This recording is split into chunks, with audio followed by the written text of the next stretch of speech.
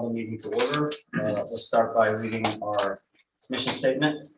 Lewis County Economic Development Lewis Board, the IDA and its brand Naturally Lewis are championing the growth of the community where people want to live, work, build business, and play.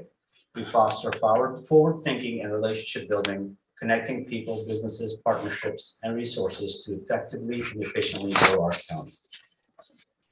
Nice job. Thank you. I think the first thing that is privilege of the floor is Mike from BCA. Yep, we have Mike and Matt.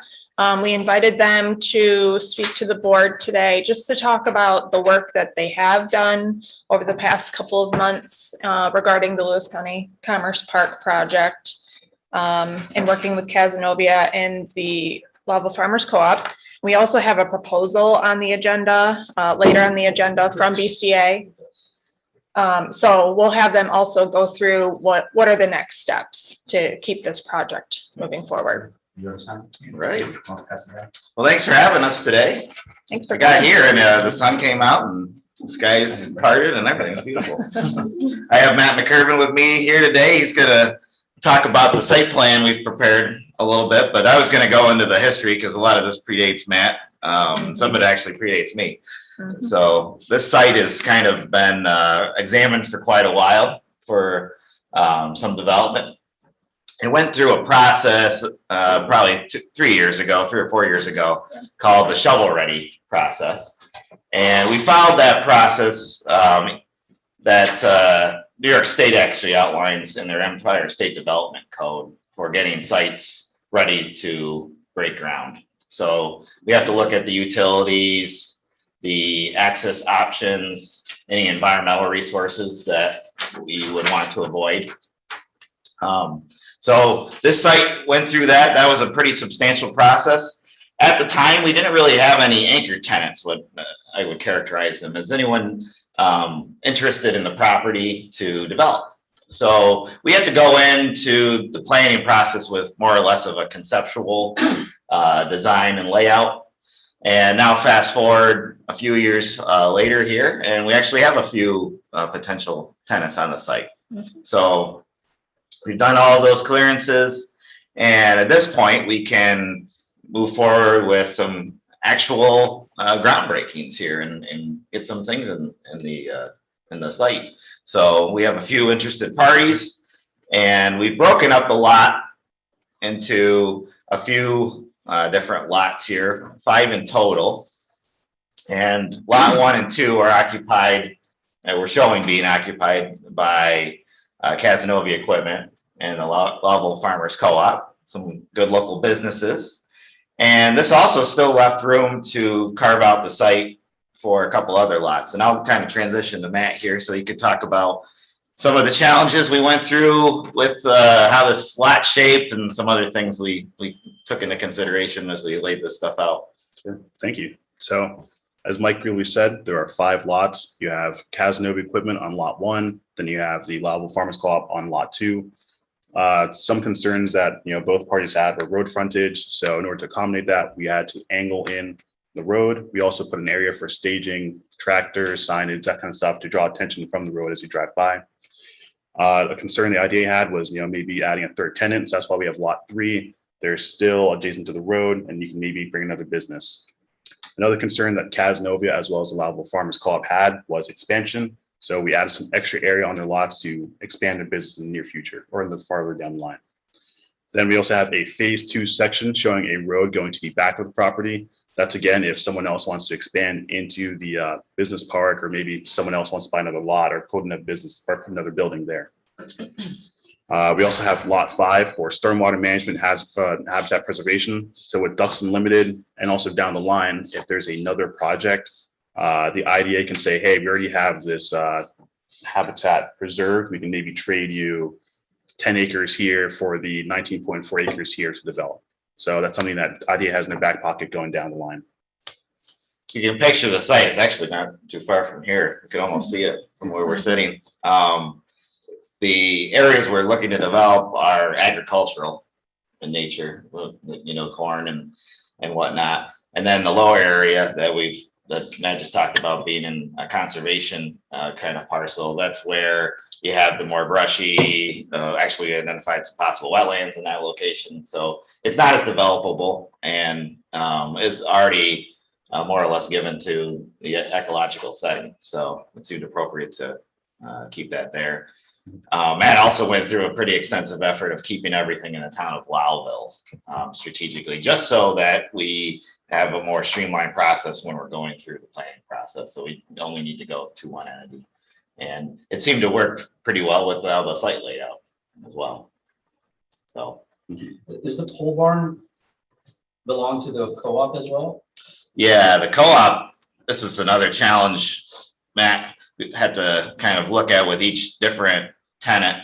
Each site had their own constraints. Right, whether it was truck access, where they want to have their loading docks, those kind of issues. The pole barn is supposed to be drive-through pole barns. That's why there's that extra clearance on both sides for someone to pull in, back in, drive all the way through, and then get their materials and stuff and drive all the way out. So. Gotcha, thank you. These building sizes are still pretty conceptual. The co-op's getting some more exact. They'll probably be the first anchor tenant. Mhm. And Yeah. so they're getting us some more exact building dimensions, and these were kind of what they knew enough to have us run with as far as laying out the site.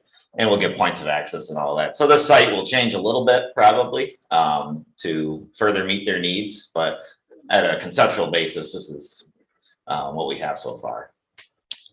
Can you go into the shared parking and the potential for that and the advantages and disadvantages of that?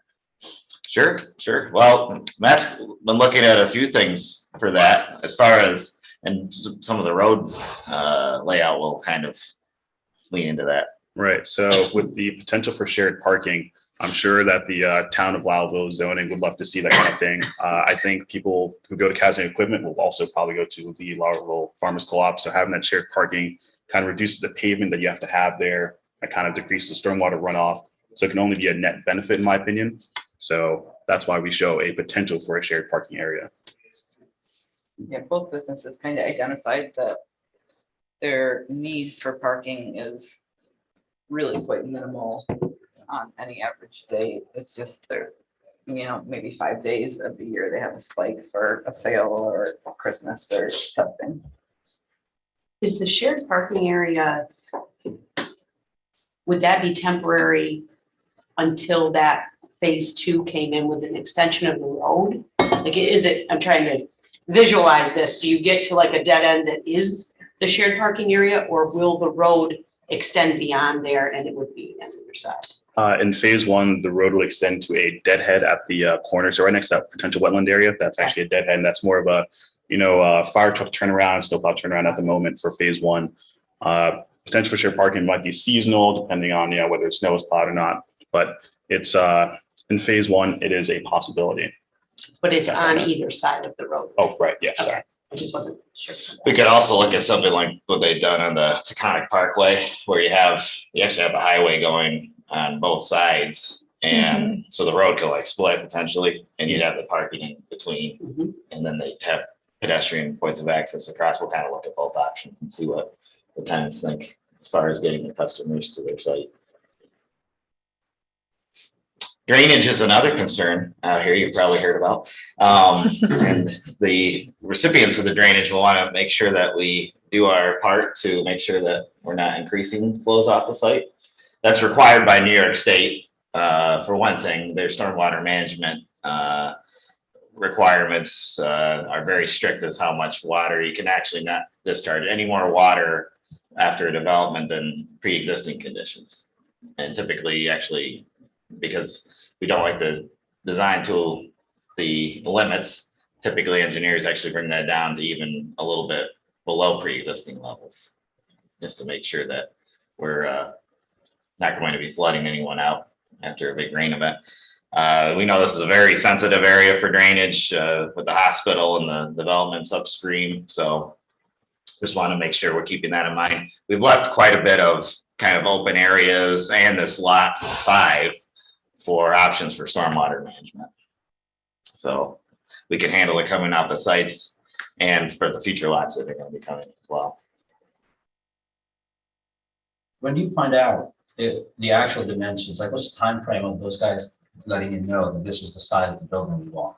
I think they're like 95% there with what they want. If you go to where they are now, they have like a very long, it's like one long rail depot or something. Okay. So they have a very long linear approach, the co-op does, to their site. So I think they're very close to having what they need. And for the next steps we'll talk about, we will need that fairly quickly so we can move ahead with going ahead with site plan review and the proceeding steps after that. And then to build off of that, Casanova built that new building near Watertown, so they already have a rough idea of what their building should look like. It'll probably be pretty close. I think what Matt has is a very close approximation of what they have in Watertown. Do we have a time frame of when those guys will start, or do we not know? The co-op has a little bit more urgency, I think, because they've already been approved for their construction loan Okay. and they want to be able to lock in rates. Okay.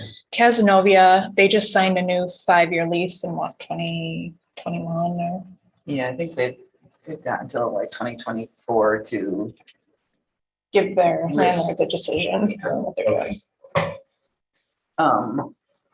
yeah, so we're kind of playing it by their timelines, but also trying to make them understand that in terms of grants, Right. we need to apply sooner than later because grants take forever. Mhm. Another kind of facet to the whole thing is that we've tried to keep the town of Wellville in the loop.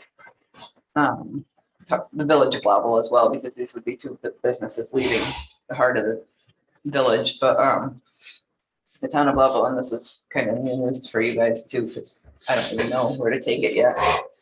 We've got that development down 26 a little farther, so it's kind of back in Emmy Lane and Everly Road. Yeah.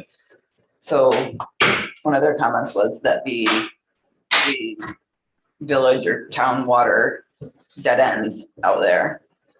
And that if the town were to also take this road on in the future, after we build it, and it would be village town water, would there be a possibility to connect the two?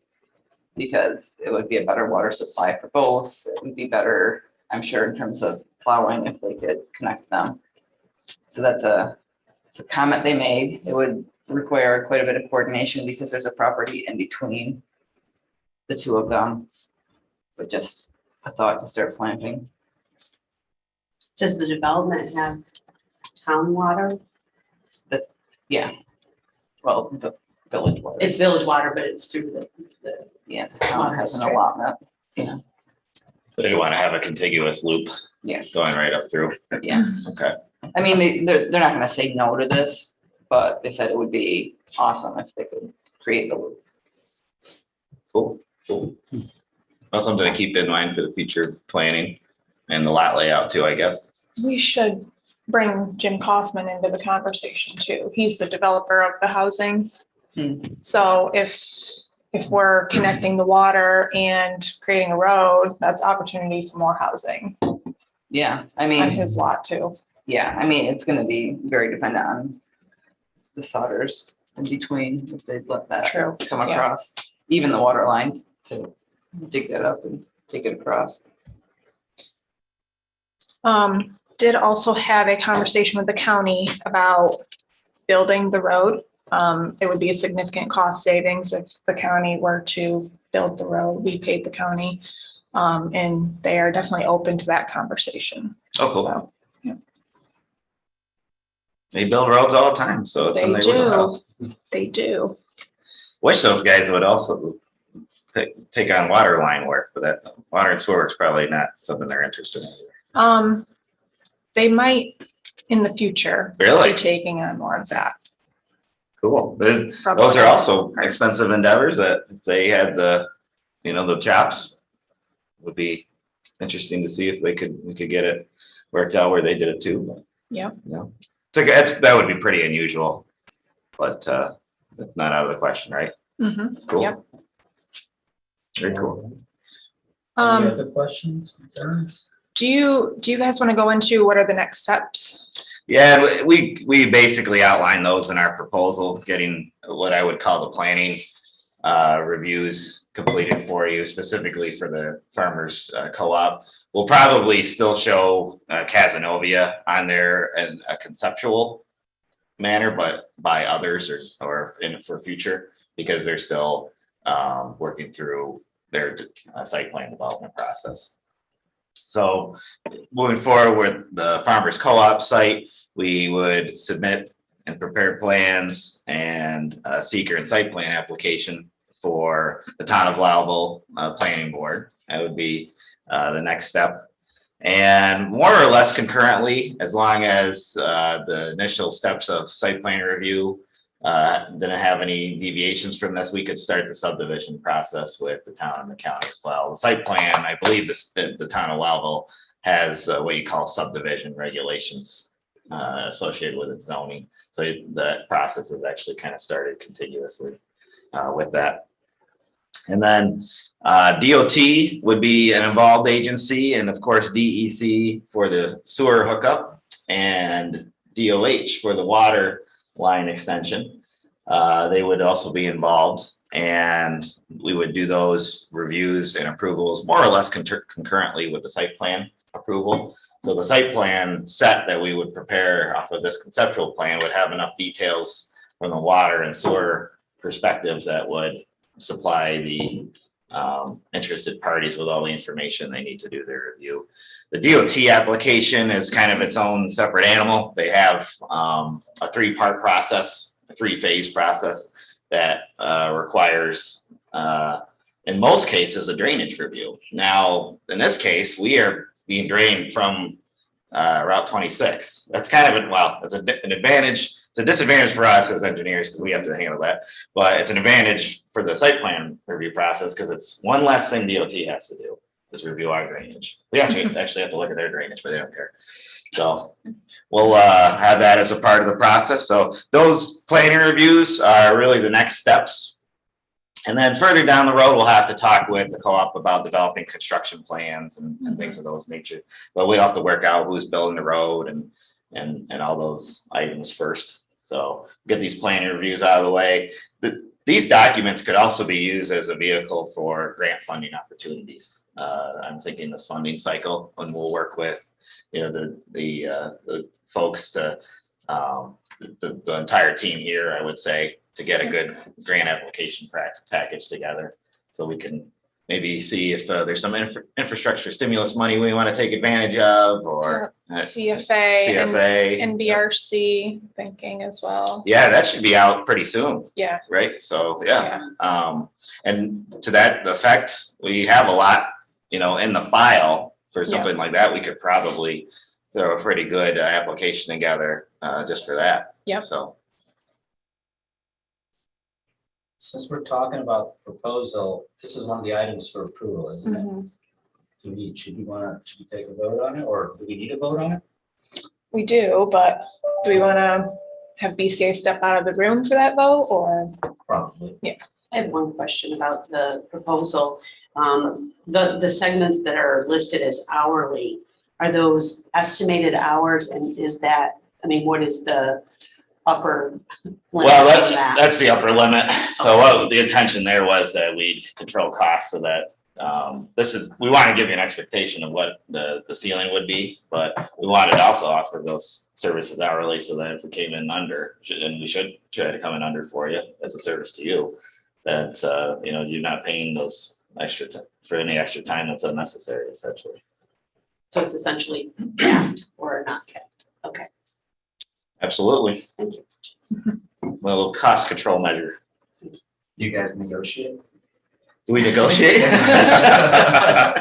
To a certain degree. We can work with you if you have concerns, of course, or if you have any questions about how things are broken out. That's why we wanted to do these. A lot of those permitting services is hourly, because there's a certain amount of time that goes into making plans. We know about that. We know the time it takes to put a seeker together, put site plans together.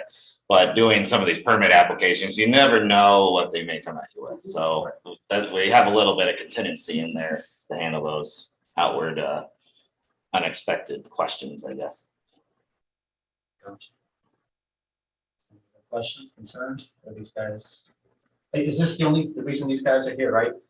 And then they're done? Are you guys, anything else from you guys? Unless you have any questions of us, I think we're set. Thank you, guys. Yeah, We thank you for coming. really Absolutely. appreciate your work. Thank you.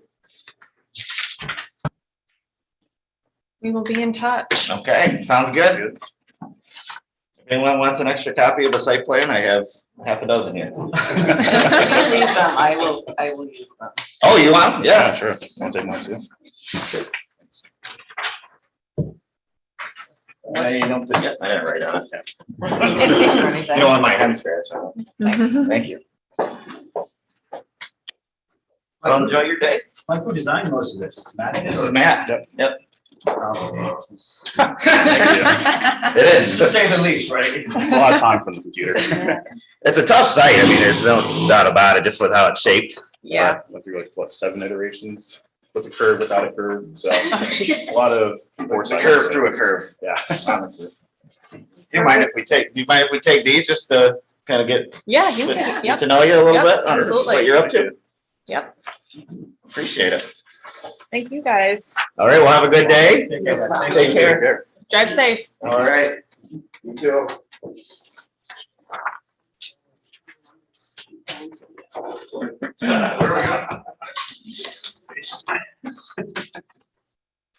Brittany, what needs to be approved? This proposal?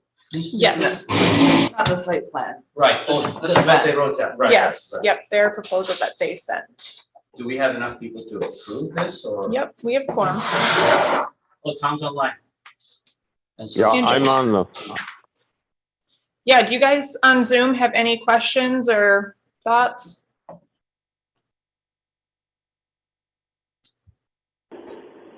save me a plan when I get home, I'll pick it up. Yeah, I can email that to you right now too. Okay.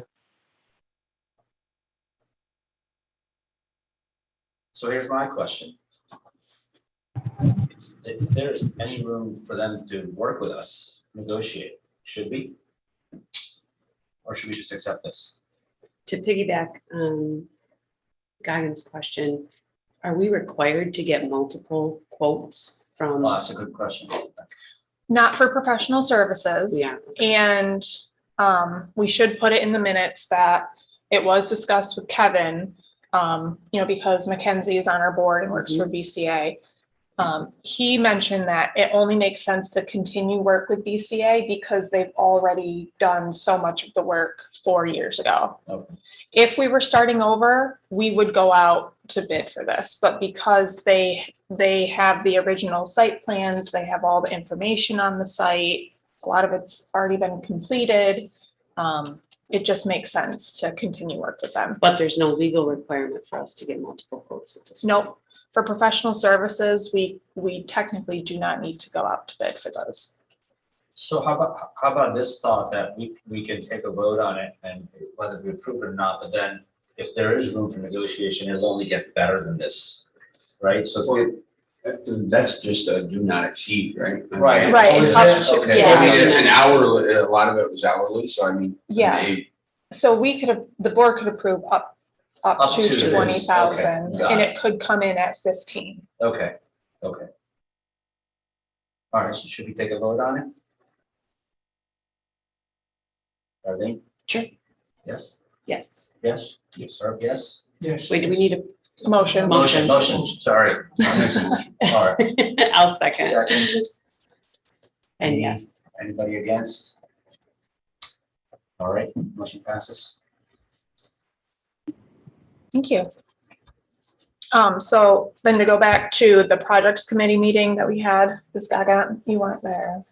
But we did talk about the cost estimates for the construction of the entire site. Those numbers are still going to change because this site plan has changed since that meeting. With the kind of the phase 1, phase 2 approach, and then the road extending to the back of the property. Also considering if the county can do the road work for us. So those numbers are still in development. one of the things that was mentioned in the meeting was, in the notes I read, that both Casanova and what's the other one? Co-op would be interested in, am I understanding correctly that they'd be interested in the other lots as well, or just their own lots? The co-op would be interested in lot 4, Okay. right? Yeah. Because they also need to at some point move their fertilizer storage Okay. building, Okay. but that's like in the future. Got it. Their first priority is consolidating their retail and lumber yard into Okay. one. Yeah, that's what the pole barn is their lumber storage. Okay. So my minimal experience with this might be a really dumb question, but I'm gonna ask it anyway. That's how you learn. We build this. Do they buy that property or lease it from us when it's done? We can do both. There is the opportunity to sell it outright to them. There is an opportunity that we could essentially do a ground lease. So they build the building, they lease the land. We could do a ground lease to own. So if they don't, I mean, Are as all a those benefit- options on the table from our perspective when we go to negotiate with these businesses? We've mentioned those options to them, but because we don't have the solid construction numbers yet, we can't, It's too we can early. kind of give them a rough estimate of what it would be. And that's where we can work. We need to work individually. We've had combined meetings with them. We need to sit down with the co-op individually and CAS individually and just work out those numbers with them. Yeah, that's definitely been one of the challenges, is trying to provide them with potential numbers for the lots, because we don't We don't know what's gonna we cost. don't know, well, the costs, the building costs are a little bit better than the grants that we don't know if we'll get them or not. Mhm. And you don't wanna charge them or tell them, oh, it's gonna be $50,000 an acre. When maybe it's gonna be 20,000, we gotta, at some point, we're gonna have to decide on a price for them and just go after the money to get it there. You talked about funding sources. Is there a timeline that you've developed in terms of when we've got to make these decisions so you can get those grants in? So the unfortunate thing with grants is that they are on a timeline. So NBRC, we mentioned Northern Border Regional Commission, that's federal funding. They have an economic development infrastructure grant program that should be announced. It's usually in March that they come out with the funding announcement. CFA is New York State. That's an opportunity. And the state is really focused on developing Commerce Park, shovel-ready sites. That's a rolling application now, but each May, they kind of reset the funding for the year. So Do we those write are, those grants, or do you write them yourselves, or do you? yeah, we do them Okay, you don't. ourselves. So But help. BCA might be able to help. Mhm. A lot of it is just, all right, Shai, you take the funding portion. Mhm. Jenna, you tackle the more community development. We break up the grants and work on it as a team. And we actually were successful on a CFA for this property, for Commerce Park. 4 or 5 years ago, that we were able to get transferred to the Center for Business. Which was inside the climate. Yep. Yeah. Doesn't exclude us from getting future grants. We should Yep. have that conversation, but Well, yeah, I wouldn't see, we did use the money and we did put it to a good purpose, so. and new governor, new priorities too, which Um, works for us. I have a question on, so the properties that Summit have, are those houses? Yes. What is expected to happen with the property values there? And I know with like the stormwater management and the wetland right behind those houses, like that's gonna be far more wet, right? I mean, there's gonna be standing water in there from the runoff from the parking lot. Is that going to increase property value or decrease property value around? I mean, what we know about that triangle that's in the village of Blauville from the site is that there can't be a retention pond in there. It's not allowable by the village's zoning. Okay. And that was an issue that came up the last iteration of this project. So I am gonna suggest that we leave that up in this upper corner for lot 5 and call this lower corner something else. Because that's gonna raise flags Right. with getting this through a site plan process. Yeah, we can't create. We should almost treat this lot like that corner doesn't exist, Which one, this bottom triangle? the village of Yeah. level, yeah. If there's already potential wetland there, that was telling me that was a low area, so that's like when he answered it before I even asked about the, stormwater runoff, but I just didn't know how he was gonna mitigate that, to keep it out of that area for those houses. Yeah, I mean, I think there's gonna have to be some kind of. They're gonna have to work their engineering magic. There's gonna have to be some ground disruption down there that allows that water to not stand. Because it does drop off over there, and where that potential wetland is a big dip right now. When I think the biggest areas that have been affected from runoff is the fairgrounds, which is below, and Nick Matuszak's property, which is right along the road. And I know that the village or town, they've done some work to try to mitigate that flooding that occurs, because a lot of it is coming from the hospital parking lot that they paved however many years ago. But that's caused some issues with runoff from that hill. Yeah, so we are gonna be under a microscope in terms of runoff for this project, for Yeah, sure. I just, thinking of that and, what they would have to do to mitigate that, I didn't know if there'd be a big hidden cost there that we're not taking into account, or. Yeah, I mean, Go ahead, Joe. I think there's a balancing act. Obviously, it's our responsibility to be a good neighbor and have make sure that, and I to do the assuring that the problem wasn't going to become worse. But it's also not our responsibility to spend a lot of money fixing existing problems that were created previous to any of this. So we want to be good neighbors, but I don't think we're not in a position to spend a lot of money fixing other people's problems either. So. Right. Another thing that I did think of is we could and should notify these residential, this whole area, the street and Nick even about the project and what the plans are, and hey, maybe the co-op can throw in some discounts for these people since they're locating since they might locate in their backyard. well, and I mean, there is a little bit of a benefit to those homeowners, at least along Summit Ave. And if we can't really build in that lower village of level corner. It's the topography is not right. So if we designate that as preserve or whatever it gets called, then they have a buffer. Mhm. And I don't think you'll be able to see these buildings from their backyards. Oh, is there a drop off? Oh, it's a big drop off. Oh, okay. Yeah. When it gets nice out, we should do a walkthrough. Yeah, we really At should, some 'cause point. I can't visualize that Right. at all. So. Yeah, we'll schedule that when spring gets here.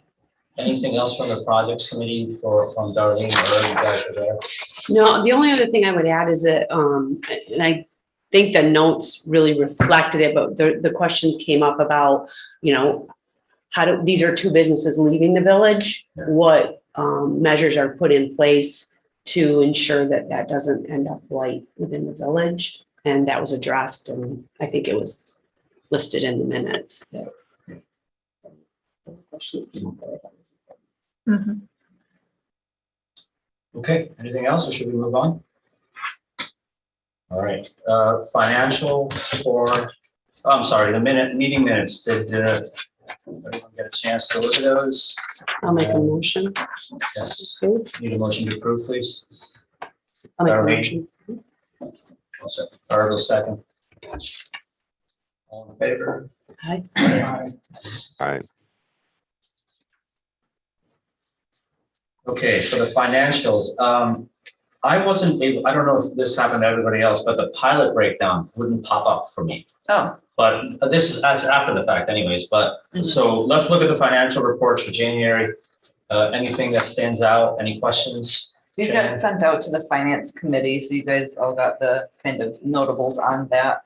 The biggest thing on the balance, we're in profit and loss, that's fine. No, that's fine. The biggest thing in all of the financials for the month of January is pilots. It's a huge month for pilots being invoiced out, and then a lot of them are received back in a pretty timely manner in January. The only other notable I have on the P&L is under revenues on income. That's the Green Street Power Partners, the East Road in Denmark solar projects. That was the IDA fees for those being invoiced. We have over a couple of months here, we're gonna have a ton of the solar projects IDA fees being invoiced and hopefully then received in. So continue to see that. Any questions on the P&L? No. Balance sheet. Again, everything in assets goes all over the place for the months of January into February because of the pilots. And we'll get into more detail on the pilots in a minute. But Copenhagen Wind, Flat Rock Wind, Victorian Lake, which is the Level Medical Building. Those are all on there. In other assets, I did want to point out that there's a $10,000 decrease in other assets that's due to the IDA's option on the High Falls building expired in the fall. And so we took that off our books as an asset. Other notable, just our accounts payable are typically very low, but there's $5,000 in there from a Drum Country sponsorship that carried over between months. Questions on the balance sheet? Then you have a list of our expenditures as well. Usually that just goes to the finance committee, but since we didn't meet this month, I provided it to the board as well. Again, all of our top expenditures are pilot stuff. Questions or comments? We want to vote or have a motion to approve those before I give you a little background on the pilots. Am I able to make the motion? I'll make the motion. Second. All in favor? Thank you. All right, if you want to bring that pilot spreadsheet back up. We talk a lot about pilots, but we don't like really get into the details very often. So I just wanted to give you guys a summary of all of our active pilots and to date and how much they pay in or they're paying in 2022 for their pilot. So you'll see that in the green column up on the screen. So big numbers there of what they're paying in, and then where that money goes. So you see the different schools that are getting big chunks of money, the county, the town, the villages. So this is millions of dollars easily. And some of our smaller, the traditional pilots, MDBB is Grand Slam Safety's owning company, Johnson Lumber, Victorian Lake, which is the Level Medical Building, Grant's Butcher Shop, commonly known as Red Barn Meats. Lakeside is the generation plant over in Beaver Falls, and then Otis. Those are our more traditional pilots, and those are, the lower numbers in the grand scheme of things, but they're getting significant amounts of money into our community. And then you have the energy projects that's all bonus money, right? So those are overlay parcels. So there's regular taxation happening under that, and that's all bonus money going into the community and big chunks of bonus money. Any questions on that? I just wanted to make sure you guys were aware of the impact that the work you guys are doing has.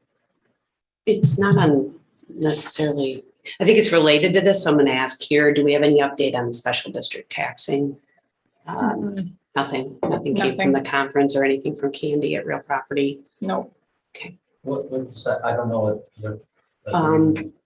There was change in, is it called legislation, taxing?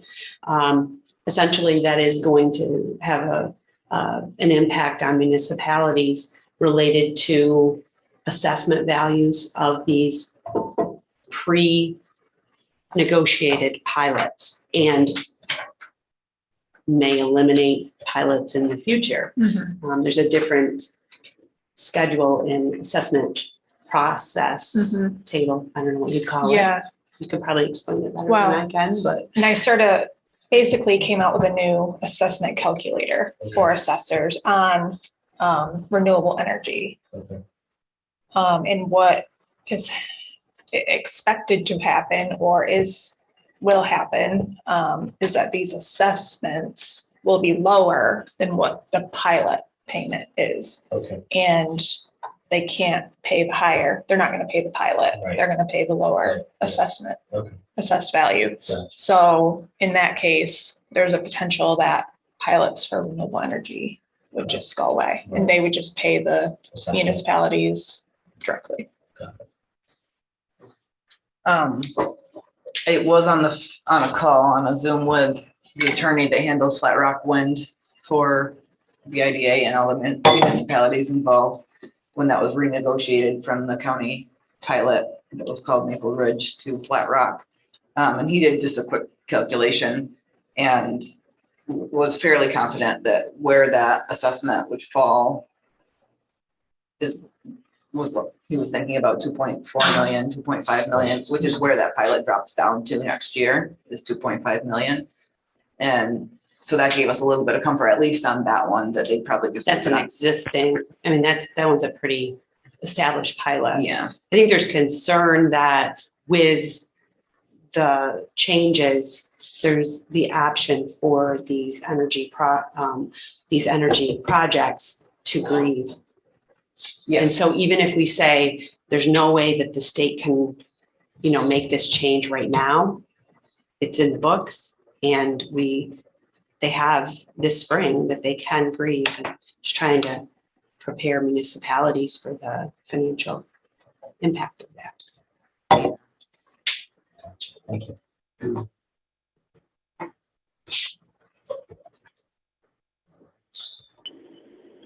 Not to switch topics, but back to Cheyenne's comments, there was a nice article in the Watertown Times and the Journal and Republican about the county's strategies for using pilot money and other revenue sources to fund capital improvements and special projects, and how they were separating that from their, the tax revenue that essentially funds the day-to-day business of the county.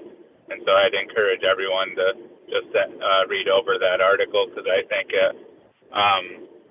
I think it was, it shows where the county's at with things, and also it goes back to our discussions on how we operate our business day to day versus how we invest some of these other funds for economic development, one-time spends on economic development things. So just I think that's a good complement to the overview Cheyenne gave. Yeah, I think there was a good discussion had at the county finance committee meeting about that. And I was told a lot of good discussion about what we're doing in economic development and how we are taking our funds and reinvesting them into the community and implementing programs and not just using them on operations. So. Busy, do the projects committee, the document, does that need minutes need approved in any way or no? No. We already did the BCA proposal. Yep. Move on to the executive director's report. All right, just some highlights for February. Happy to report that we hosted approximately 60 people at our first business leaders breakfast in 2 years at the Level Elks. Darlene attended. What'd you think of it? I met a lot of new people, and actually I walked in today and didn't realize that Mike was at my table. So I made that connection after the fact. Yeah, I mean, it was a good opportunity to just learn of initiatives in our county that you wouldn't otherwise know of. And it's very interesting to me just to see the variety of careers Mm-hmm. that you don't think of. Right. It was a great job. Yeah, it was a great event. We really just wanted to bring people together to just talk and reconnect. It's been so long since we've done that. So if there was a way to ensure that you were with different people at the tables, that's the only thing. And I don't know if you got that feedback. Like sometimes I was with the same person 3 tables, and there were people I really wanted to be at a table with that I wasn't. So I don't know if like leaving that up to the participants to decide and say, you know what, you got to get at a table of 5. right. You know what I'm saying? Like I understood how you did it and why you did it that way, but I think that we needed more people there for it to work. Yeah. That's my only feedback. It was interesting because there were some people that I was like, oh, I'll be at their table, but And eventually. you never but I saw them. wasn't. And yeah, there were people like, I really want to talk to that person. And then boom, it was over. And there was another one that I was at with 3 tables, and there were like multiples. So that's my only thought.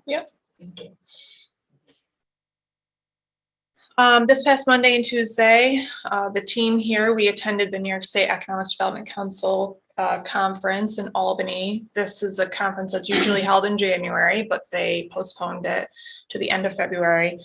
This is our state membership. This is the organization that advocates for economic developers across the state. They have a huge membership, huge following.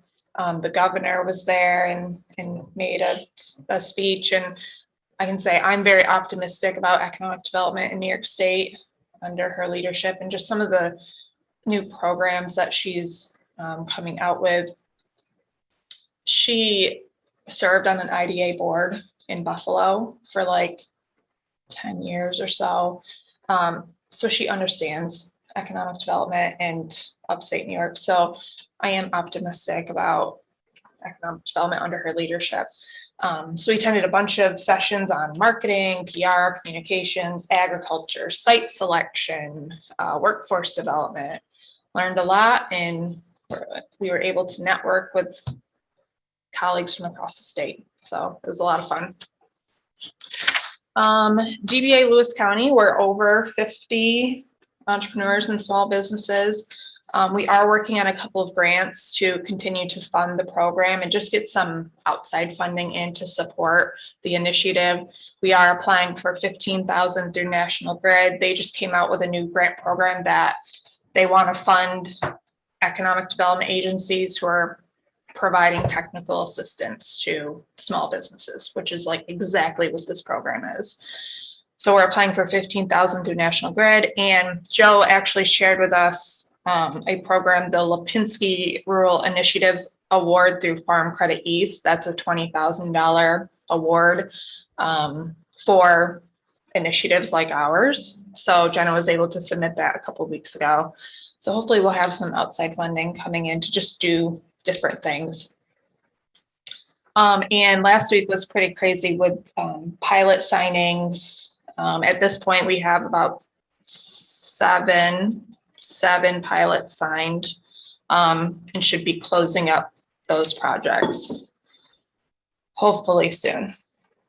Thank you, Cheyenne, for scrambling, and thank you, Joe, for scrambling to come in and sign documents. Yeah, I think I have carpal tunnel, but Yeah, those aren't just a one signature deal. Yeah, Those like a are- stack of papers. You should get a stamp, Joe. Actually, Kristen Octor at the chamber often notarizes them for us, and her stamp broke. Yeah. Yeah. While doing. Yeah. Maybe get 2 stamps, Joe. Yeah. Any questions on my report?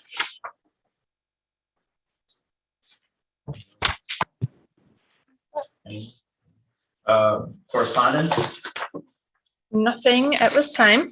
okay. Good one. New business, so the annual report is here.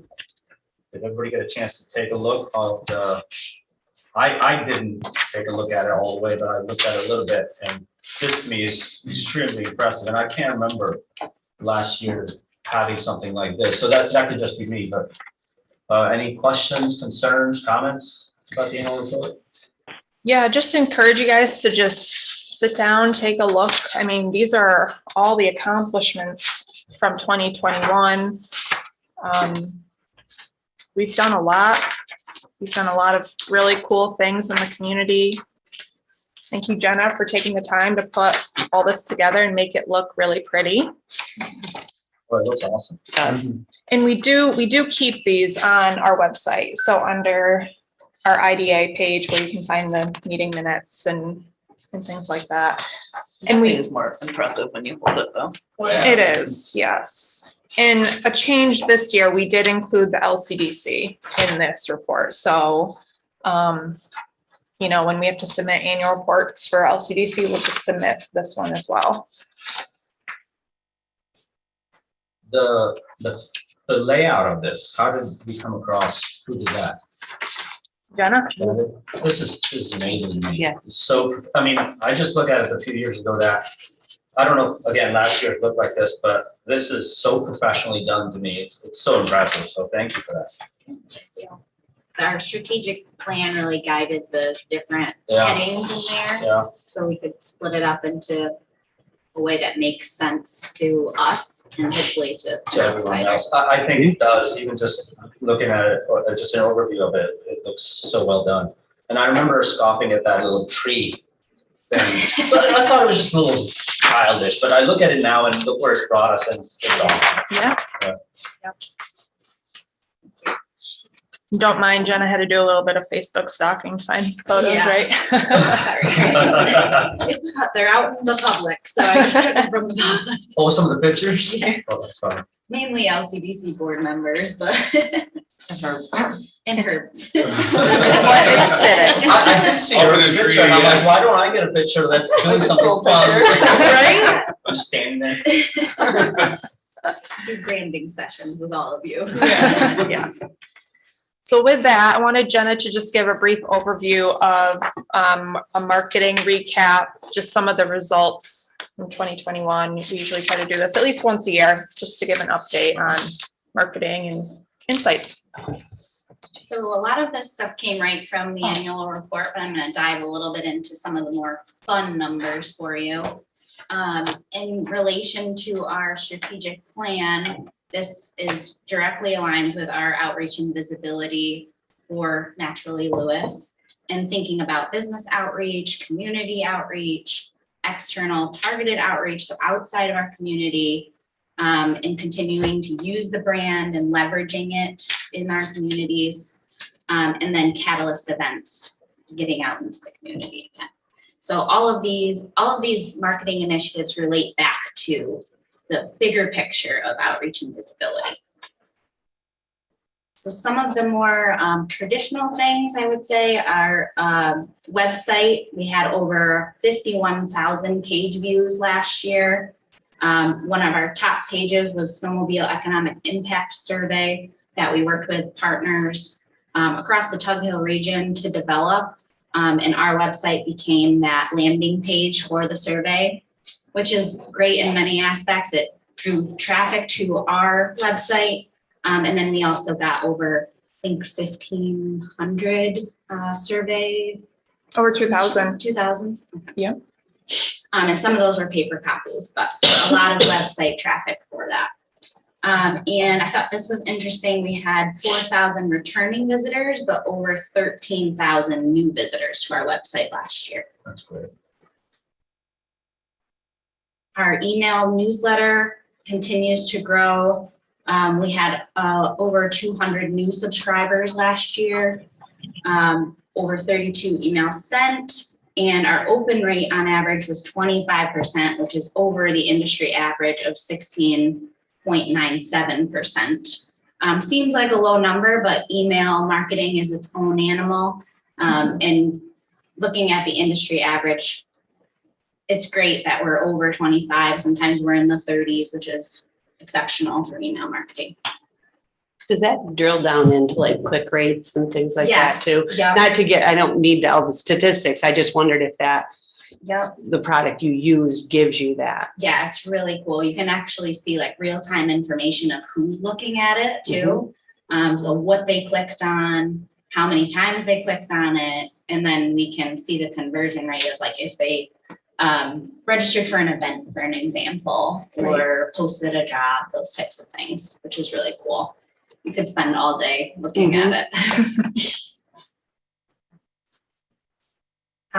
Some more traditional means, radio, where we continue to use the Moose. A new one this year was Tunes 92.5 in Watertown. They actually reached out to us. And they do a lot of social media marketing in conjunction with their radio advertising. So if we put something on the radio, they have it on SoundCloud and they also share it on social media.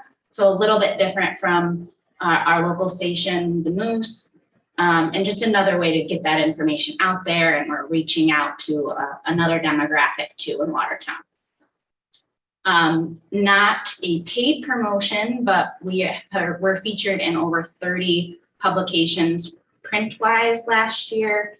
So this is more of an earned media where we're putting out press releases, trying to do it more often than not, looking at doing it at least once a month. And a lot of the stories get picked up by local media. One in particular was the spotlight on Biz Magazine. I'm yet to get an actual printed copy of this yet, but hoping to get some printed for everybody. They are a Canadian publisher, so international press. And they have always been really impressed with Lewis County and the things that we're doing. And there was like a 3-4 page spread in their October, November edition last year. So really cool to keep building those connections locally, but also nationally, internationally. And of course, the 20 under 40 featured Cheyenne this year, which is awesome. And again, this is more earned media. We don't pay for any television or digital segments right now. These all came from press releases that we put out to local media. But we were featured on 7 News, ABC 50, and Lincoln Lewis County has a new talk show that they're doing on a weekly basis now. And social media. So this is more of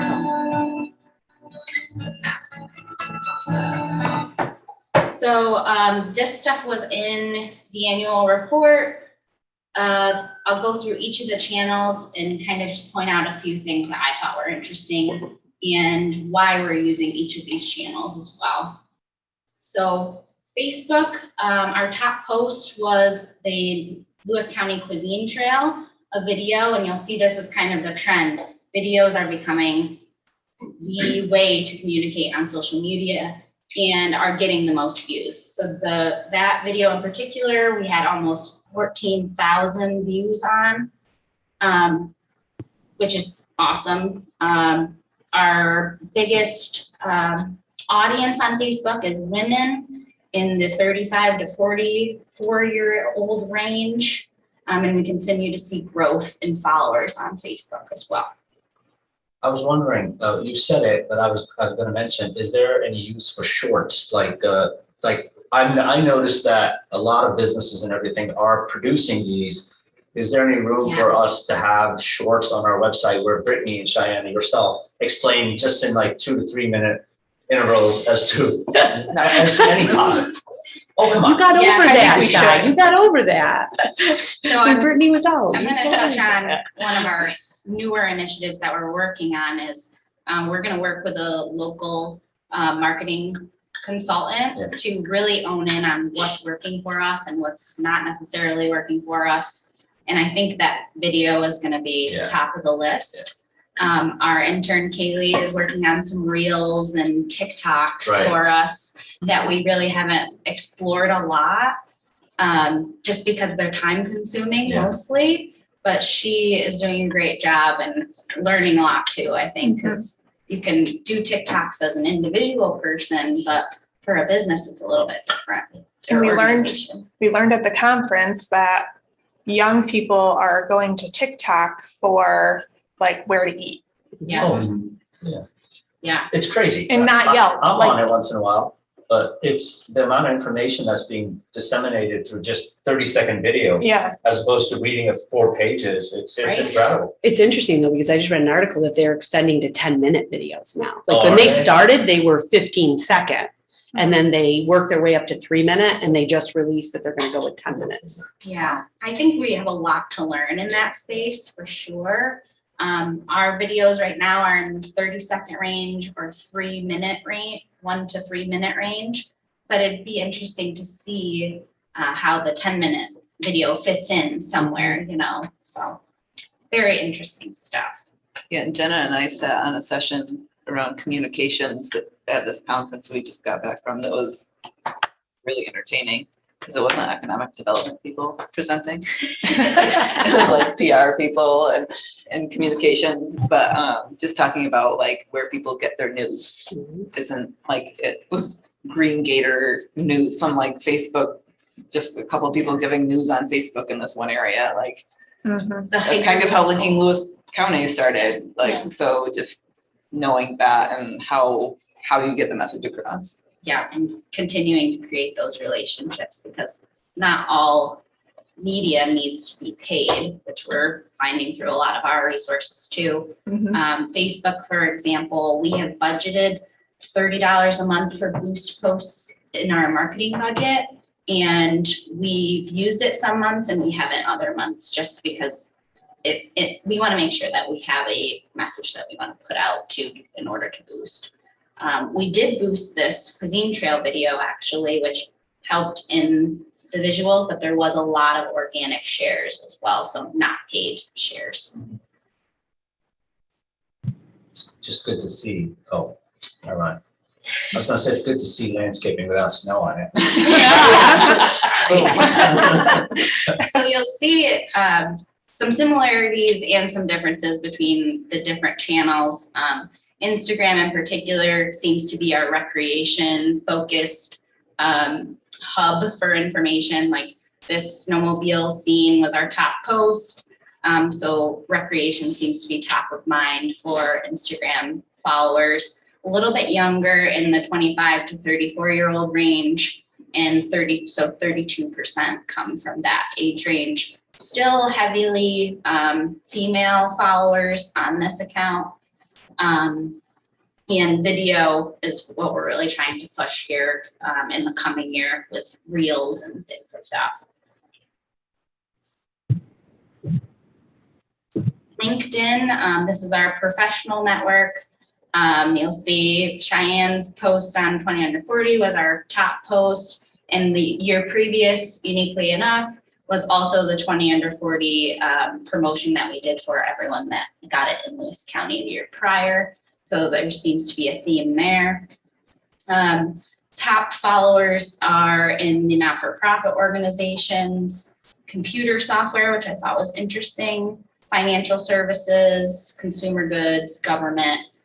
So again, the more professional side of things, not as many small businesses on this, a lot of industry specific followers, economic development from other places and spaces. I love living in Marlboro and in Lewis County. Again, video, well, YouTube is the video central hub. So obviously our top post was a video on this. 73.5 hours of watch time in the last year, which is pretty cool. This has a lot of really cool analytics on YouTube. Our top traffic sources are Facebook. So uniquely enough, one social media leading to another, Gmail, our website, and then YouTube. So I'm going from one video to the next. Those are where we're getting more viewers.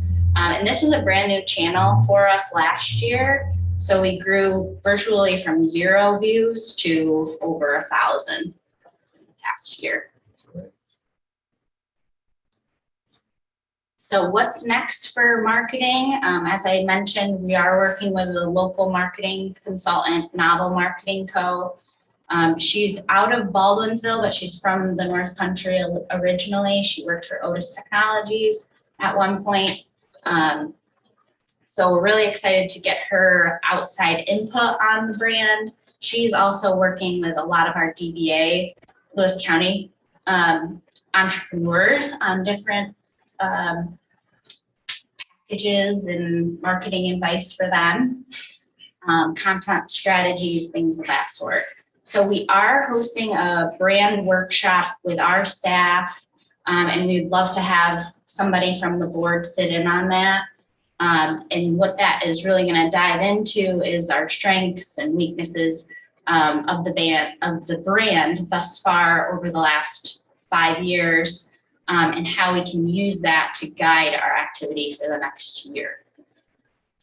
So what we'll do in that branding workshop will then lead into our marketing campaign creation and management, some content strategy. So actually creating a voice for our posts that's a little more cohesive, picking out the posts that have received the most reactions in the past year and how we can do more of those.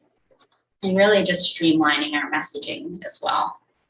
And then she'll also guide us in photo and video shoots to guide that content creation. Anybody interested in joining us for that? Where is it gonna be? It's gonna be here, either at our office or here. It's next Friday from 9 to 1. Plan. Want to do it, Herb? Yeah, sure. Awesome.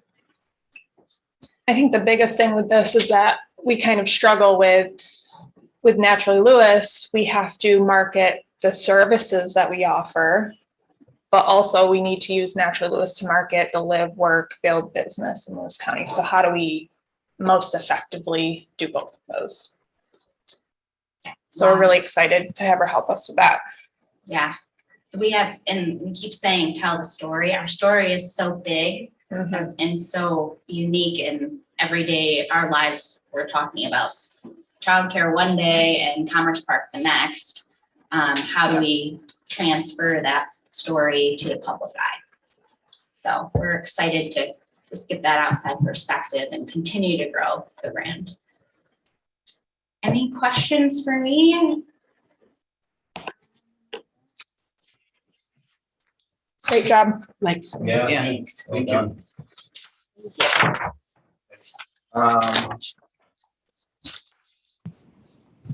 Naturally Lewis 501c3. Yes. This is just for information, I assume? It is, but we're also in planning stages as well. So at our last meeting. Yep. Right now.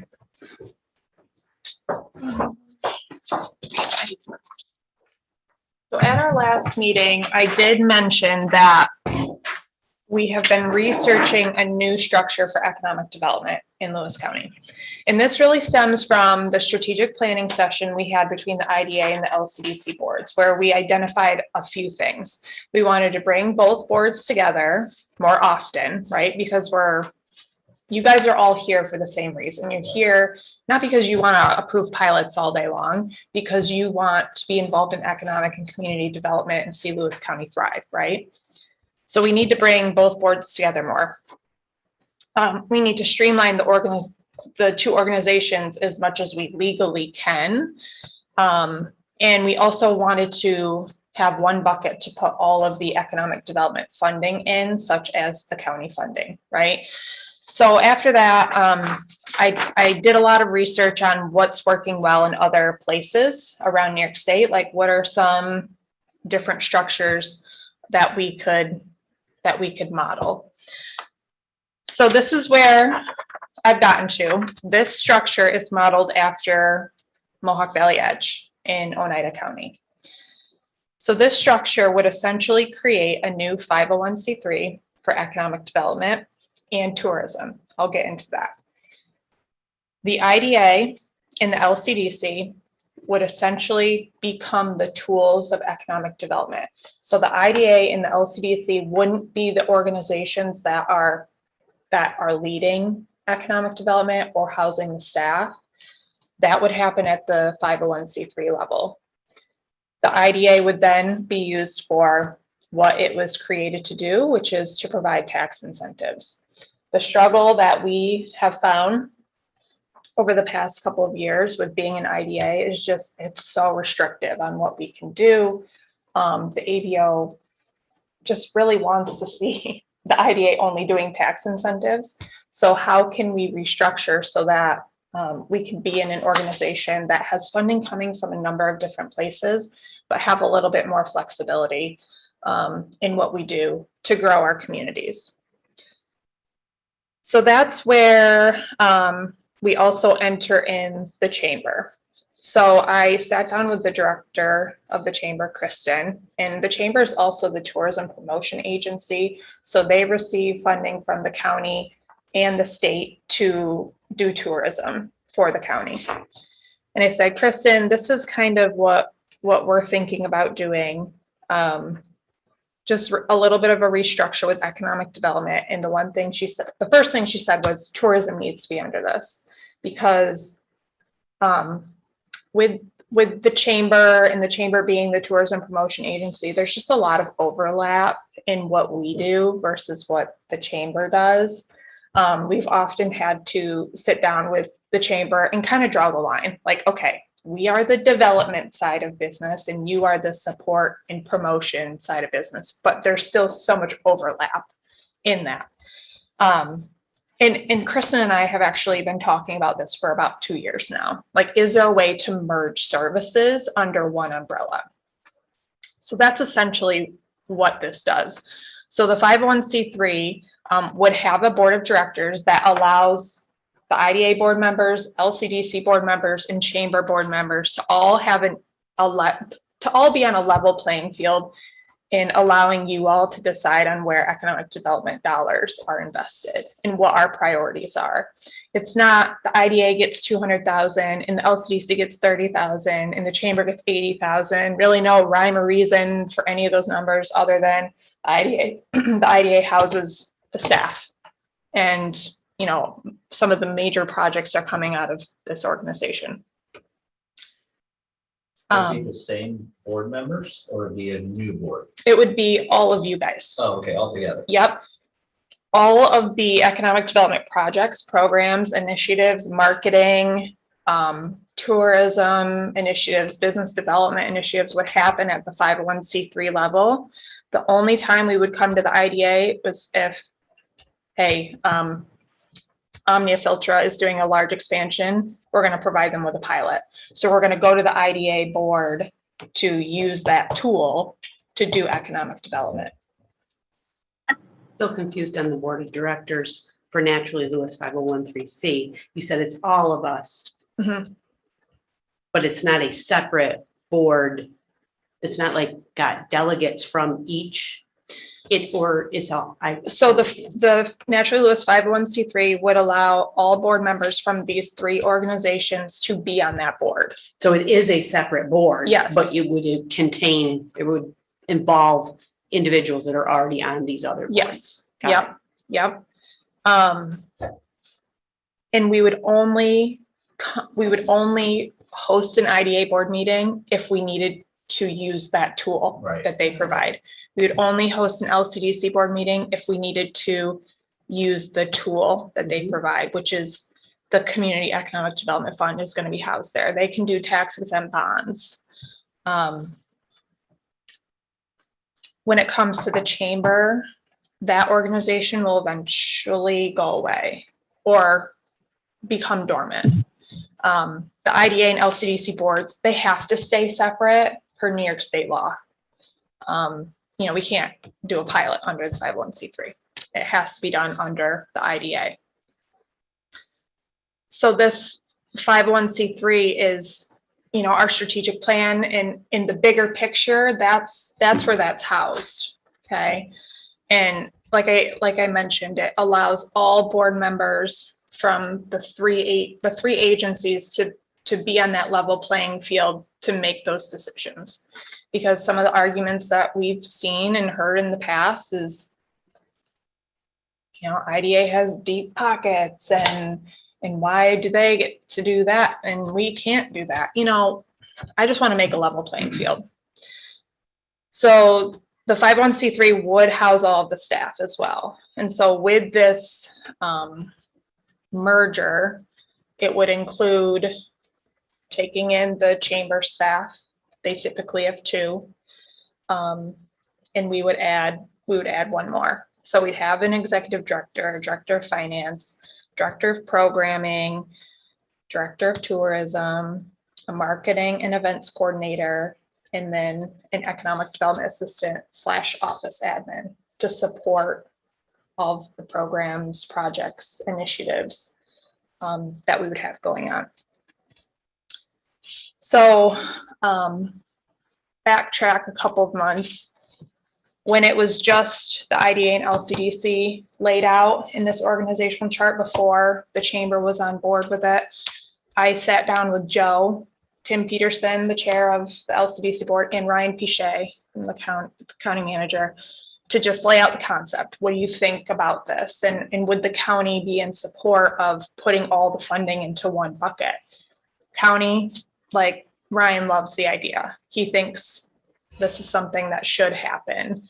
And Joe and Tim were both on board as well. I did sit down with a few board members, the executive committee of the LCDC board. Same thing, they're all on board. They think it's a great idea. And when it comes to the community, I think a big reason to consider doing this is just messaging to the community. We have like a big identity crisis. We are the IDA, the LCDC, the Lewis County Economic Development. We're Naturally Lewis. And we literally had someone come in a few weeks ago who thought that Naturally Lewis was the chamber and did the chamber merge with economic development, and then what's Adirondacks Tug Hill, and just they're very confused. So to the community, we want to streamline the messaging of who we are and who do you come to for business and community development. And so as far as the funding works, the IDA and the LCDC would contract with the 501c3 for staff services. This is exactly how it's done at Mohawk Valley Edge. They're receiving funds from the county, from the city of Rome, city of Utica. They have a very large investor network. So with the chamber being a part of this, we would acquire their membership. That's a source of revenue. And then the IDA and the LCDC would be also paying the 501c3 because someone needs to administer the tools under those 2 entities, right? Any questions?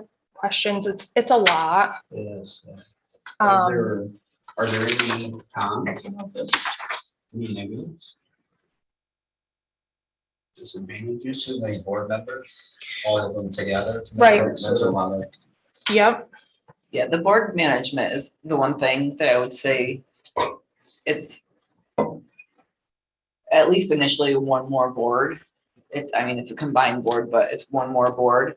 But when you think about then how often would the IDA board actually have to meet? Right. Like maybe quarterly. And then how often would the LCDC board actually have to meet? Not very frequently.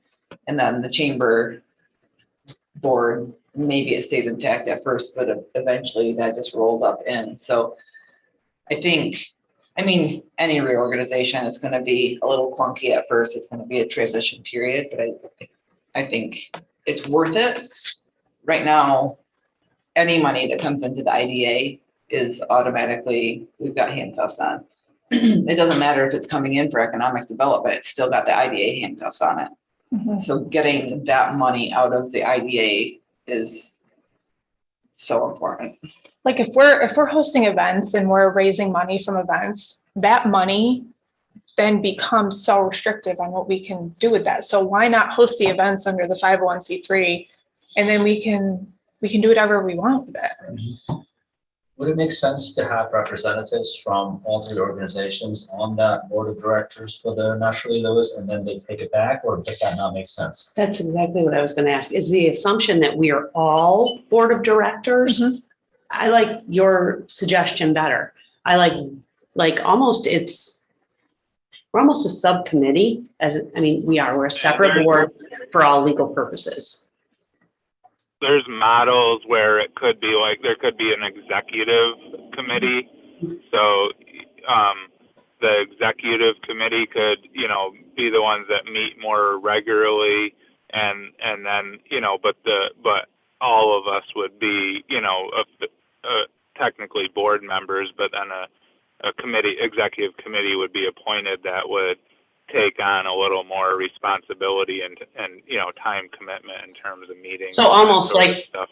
Almost like the IDA Board of Directors and the LCDC are subcommittees of the 50. I don't know. You have to. Well, no, we have to, go ahead, sorry.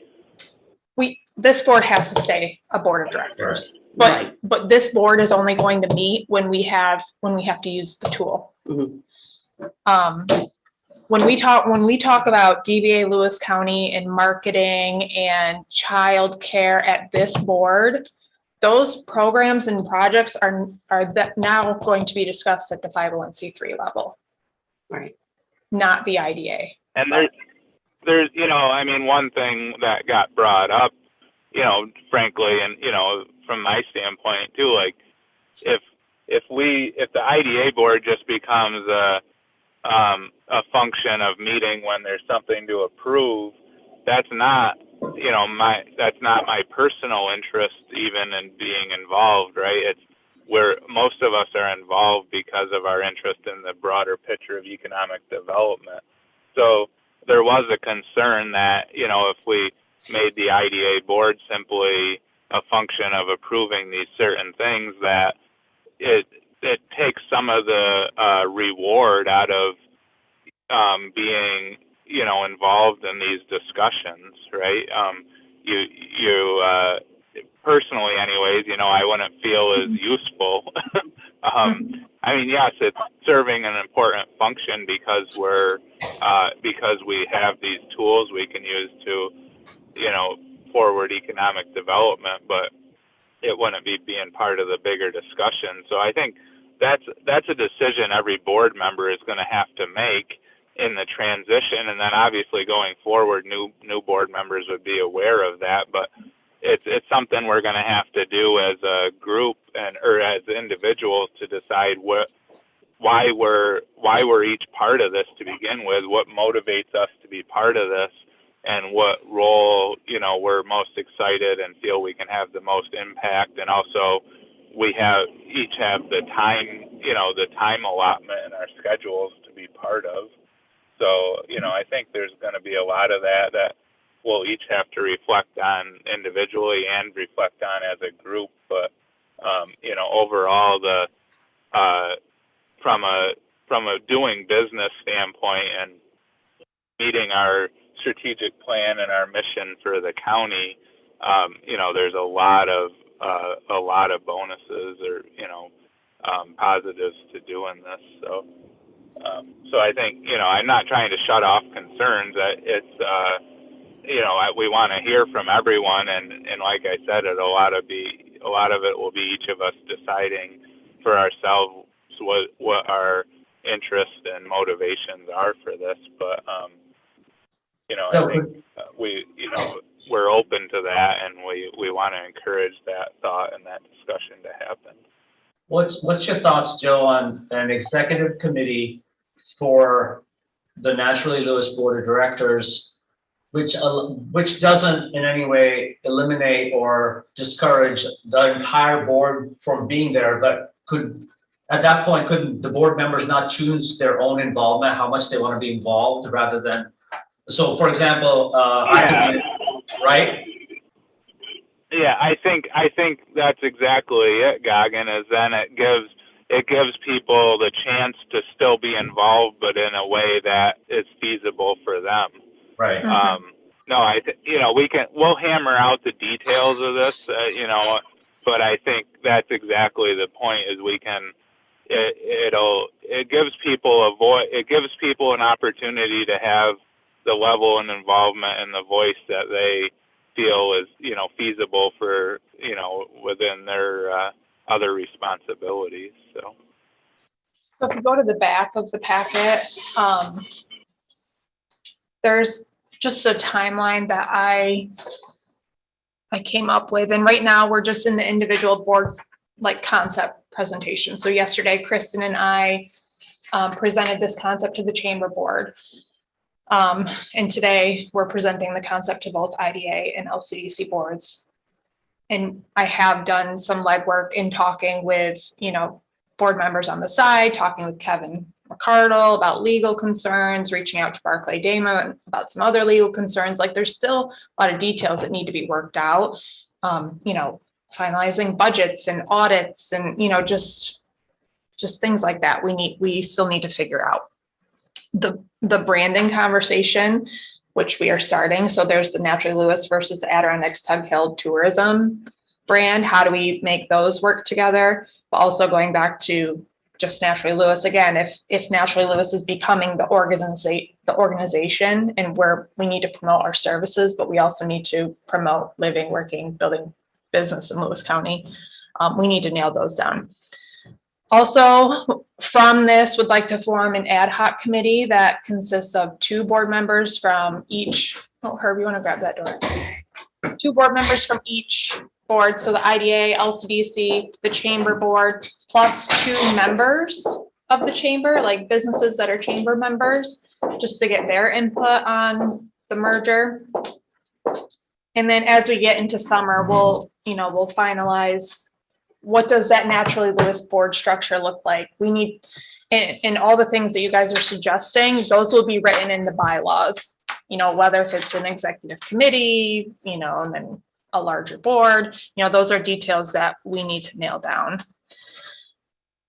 Yeah, I guess my concern on it is how you're going to handle the finances of it. I mean, are you going to merge all the money, or are you going to I'm not sure that the IDA's money, I guess I question whether it's legal to take the IDA money and merge it with the rest. We're not merging any money. And this is where the research came into play, and this is what's happening with a lot of economic development organizations across the state, is that the employees might be employed by another agency, such as a 501c3 or a local development corporation, and that their local IDA is contracting with that entity for staff services. So in this case, the IDA would contract with the 501c3 to, because the IDA needs staff to administer all of the pilots. So that's how it would work. It would not be a merger. Yeah, the money would stay in the IDA, but on an annual basis would be paid to the 501c3 for contracted services. So, and I apologize, I got to run to my next meeting, but thanks everyone. Have a good day. Thanks, Joe. Yes. Are there any restrictions on how much of the funding can be given to the 501c3? Or like we can decide as a board? So we essentially serve as a treasury department for this big organization where we have all the money, most of the money, and we decide to put it in, and then the board decides. Well, we're just the IDA is just a piece of that puzzle. There's also county funding. There's also the membership funds. There's the tourism funds. There's the LCDC and the administration that needs to happen there. So the IDA is just a piece of that funding puzzle. Okay. But it's through those contract agreements that we can then, like the IDA is essentially hiring the 501c3 to administer their programs. Sure. Right? Yeah. So the IDA, given that all of the economic development funding has come into the IDA, or a lot of it in the past, the IDA does hold a lot more money than some of the other organizations that would be involved. So the IDA doesn't have to contract with the 501c3 for just the amount that our salaries are or whatever. Okay. They're contracting for administration. So that's how organizations kind of get money more flexible. is by contracting with another entity for administration, and it's not just for the amount of the salaries, it's for a bit more. That's how we kind of transition some of that money to more fluid economic development purposes. So with this organization, so the Naturally Lewis 501c3, would that have an executive director? Mhm. It would, Mhm. okay. So it would, and I don't want to think of it as like us, as me, Cheyenne, Jenna, but like we're setting up the future structure for economic development in Lewis County. Tomorrow, something could happen to any one of us, you know, but at least we have those positions in place. Gotcha. So we are at 9:45. Like I said, next steps is we are going to form that ad hoc committee to bring representatives from the three boards together to talk about this a little bit more. So if anyone is interested in being a part of that, let me know. Just one other Yep. comment on logistics, as we talk about expanding the number of employees that would be part of this, just thinking about the space that we're in and how that impacts. Yep. So, we don't need to discuss it Yep. today, but I just want to note it. Yep. We are thinking about that. Okay. Maybe moving some walls. Even with interns, that's a question. Yeah, Right. I'll imagine it is. Yeah. I love the space. I love the space, but like at one time we talked about going up, we talked Yeah. about different things. And Yep. There's, are we all good on this topic? There's no need for an executive session, right? Oh, I do want a motion from the board to continue exploring the 501c3, just so we have it in the minutes. Sure. Yeah. Make a motion. I'll second. All in favor? Awesome, thank you. And then I guess. Brittany, this is Kevin. Yes, Kevin? Can you hear me? I Yes. just wanted to say two things about the 501c3 process. First of all, the IDA statutes don't envision an organization doing what the Lewis County IDA is doing. Right.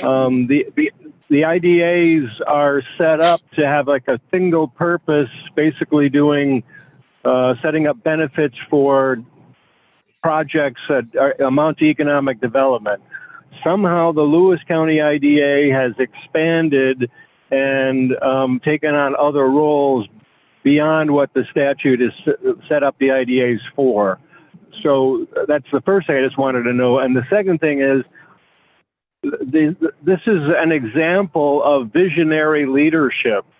The IDA is the current leadership there, and by that I mean Brittany, has basically recognized that things aren't the way they're supposed to be, and she's trying to come up with a way to fix things so that they work better.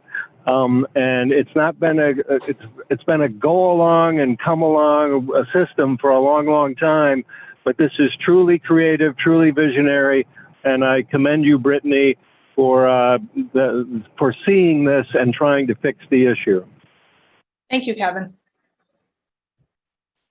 All right. Thanks, Kevin. Anybody else? Anything? Take a motion to adjourn. Can you make that motion? Second or seconds? All in favor? Thank you, guys. Very good meeting. We have to move these tables there. Bye, everybody. We're good. Thanks, Tom. Thank you, Tom. Thank you, Kevin. Drive safe. Okay. Get out of the snow belt. Yeah, we're in a blizzard right now, and Oh, get the